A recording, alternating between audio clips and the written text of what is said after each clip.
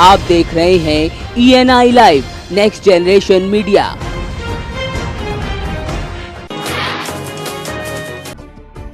राज्यसभा में 3 तलाक बिल पेश होने पर रामपुर में सपा नेता आजम खान ने कहा है कि ये अच्छी बात है कि भाजपा को मुस्लिम महिलाओं से हमदर्दी है, तो बीजेपी पुरुषों से भी हमदर्दी करे, उन्हें कुल्हाड़े से न काटे। आजम खान ने कहा कि हमारा कानून कुरान में मौजूद है, लिहाजा किसी अन्य कानून की जरूरत नहीं है। वहीं बीजेपी पर आरोप लगाते हुए कहा कि भाजपा बांटो और राज करो में यकीन करती है। इस दौरान आजम खान ने मुस्लिमों पर कुरान की सजाओं को लागू करने की बात कही।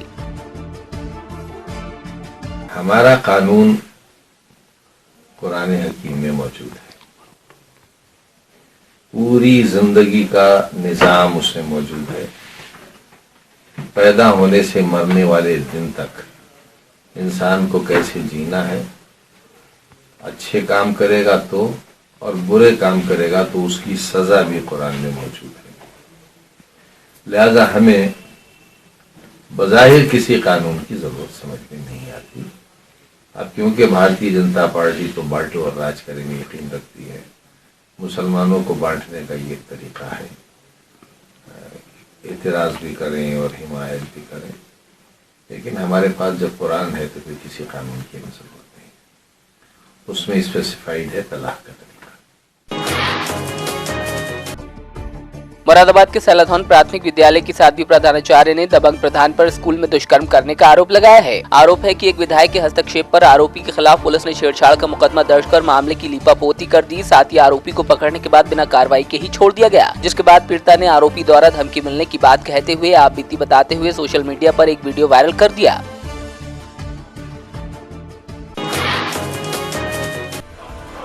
बरेली के इज्जत नगर क्षेत्र के पीलीभीत बाईपास रोड स्थित कलापुर की पुलिया पर कोहरे के चलते बाइक सवार 2 युवक नहर में गिर गए, जिसके बाद एक अन्य बाइक सवार के नहर में गिरने पर मौके पर पहुंची पुलिस ने उसे बाहर निकाला। इस दौरान दूसरी बाइक की लाइट दिखने पर भी उसे नहर से निकाला गया। वहीं अगले दिन गोताखोरों की मदद से युवक के शव को बरामद कर लिया गया, जबकि अन्य की तलाश की जा रही है।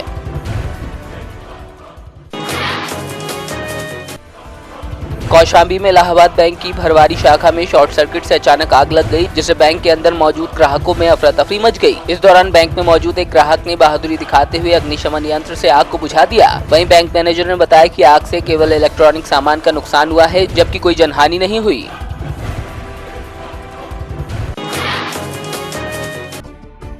विधानसभा अध्यक्ष हृदय नारायण दीक्षित अयोध्या महोत्सव में शामिल होने के लिए फैजाबाद पहुंचे, जहां उन्होंने 3 तलाक पर कहा कि देश के उलेमाओं को इस मुद्दे पर बोलने का पूरा हक है, लेकिन भारतीय संसद अपने तरीके से विधेयक को पास करा रही है। वहीं प्रदेश में शराबबंदी के सवाल पर चुटकी लेते हुए उन्होंने कहा कि कड़ाके की ठंड में ऐसी बात करना ठीक नहीं है।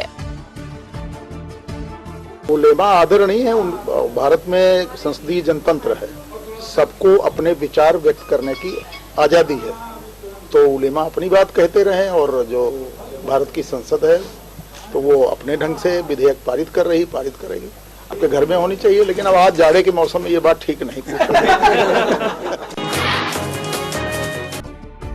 IMS से जुड़े देश भर के डॉक्टर हड़ताल पर हैं। वहीं मिर्जापुर के संतुष्टि Ayurvedic medical college and hospital के छात्रों ने भी कई मांगों को लेकर प्रदर्शन किया। साथ ही अवैध रूप से वसूले जा रहे रुपए और भविष्य के साथ खिलवाड़ के लिए कॉलेज प्रबंधन पर आरोप लगाया। छात्रों का आरोप है कि धोखाधड़ी कर फीस के नाम पर ज्यादा धन उगाही कर उन पर दबाव बनाया जा रहा है।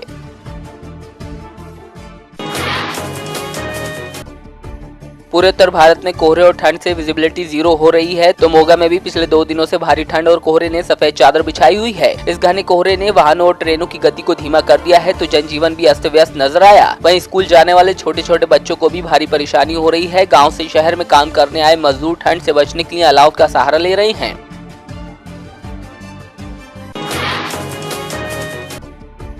पुणे के कोरेगांव भीमा परिसर में 2 गुटों के बीच हुए विवाद में एक युवक की मौत पर RPI संगठन द्वारा महाराष्ट्र बंद की घोषणा की गई थी, जिसके बाद कई जिलों में बंद समर्थकों द्वारा बंद कराने की कोशिशों की तस्वीरें सामने आ रही हैं, जिसके चलते लोकल ट्रेन को ठाणे रेलवे स्टेशन पर रोकने की कोशिश की गई, तो वहीं सरकारी बसों को रोकने के लिए कई बसों के टायरों की हवा निकाल दी गई। इस दौरान स्कूल द्वारा छुट्टी घोषित कर दी गई है।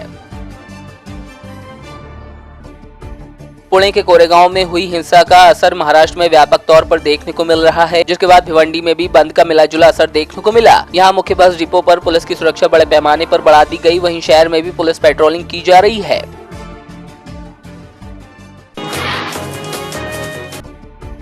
औरंगाबाद के मदनपुर प्रखंड में T10 तूफान क्रिकेट टूर्नामेंट का आयोजन किया गया, जहां सीजन 4 का फाइनल मैच देव भरवार और दशवत खाप के बीच खेला गया, जो 10-10 ओवर का था। वहीं एक ओवर मैजिक पावर प्ले भी रखा गया था। इस क्रिकेट टूर्नामेंट को देखने के लिए दर्शकों में काफी रोमांच देखा गया।